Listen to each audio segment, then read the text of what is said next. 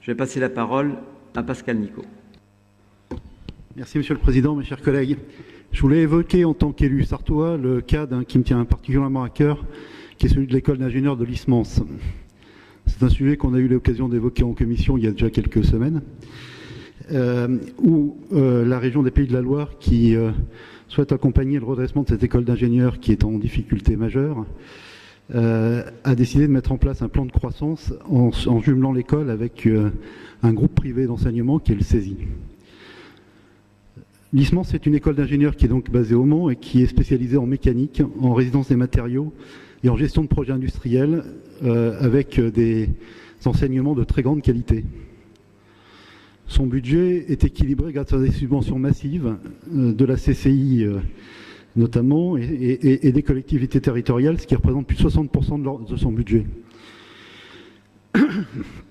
La baisse des dotations de l'État qui sont effectivement communes à l'ensemble des collectivités et à la CCI, qui touche la CCI également, ont conduit la CCI à se désengager progressivement.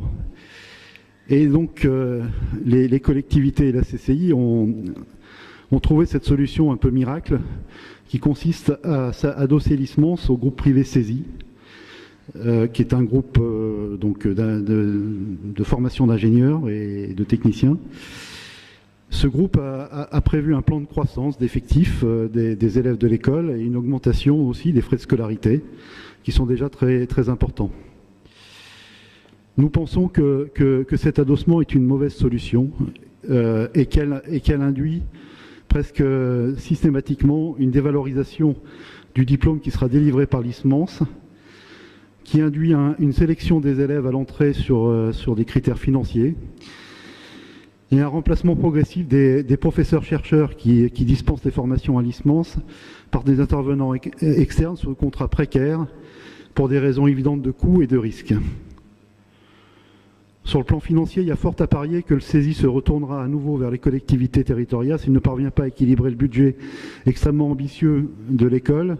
Nous pensons qu'effectivement le désengagement des collectivités qui est programmé se reviendra en boomerang parce que le CESI ne pourra pas faire face aux charges de l'école. Nous avons, à l'heure du Grenelle de l'environnement, de l'apprentissage et du plan qui a été mené pour le redéveloppement de l'apprentissage dans la région, pensé qu'une solution consisterait à développer une filière d'ingénieurs apprentis à l'ISMANS, avec des débouchés pour ces élèves ingénieurs, notamment grâce au chantier STX, à l'aéronautique et au secteur de la plasturgie. C'est évidemment un projet qui est plus difficile à mettre en œuvre que de laisser l'ISMANS dans les mains du CESI. Mais par ailleurs, c'est un projet qui est beaucoup plus ambitieux et nous considérons qu'il y a suffisamment de débouchés industriels dans la région et de besoins pour qu'on privilégie cette solution-là plutôt que d'aller recruter sur les grands chantiers de la région, notamment des travailleurs détachés. Je vous remercie. Merci.